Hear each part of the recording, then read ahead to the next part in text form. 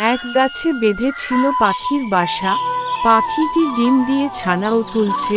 সেই ছানাগুলো দিন দিন বড় হয়ে গেছে।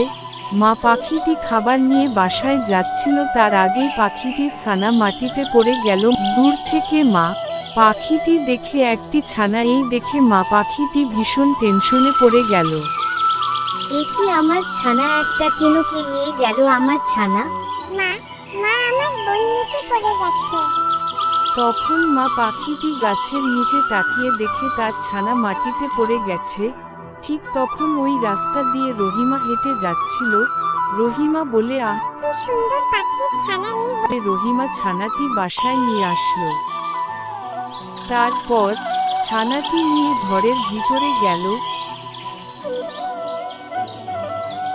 ছানাটি দেখতে অনেক সুন্দর। এই ছানাটি তার মায়ের কাছে আর দিব না, একে আমার কাছেই রেখে দিব। সুন্দর করে শিকারি বানাবো, যেন বড় হলে সব সময় আমার কাছে কাছে থাকে। আমি যেখানে যাব সেখানে যাবে আমার সাথে।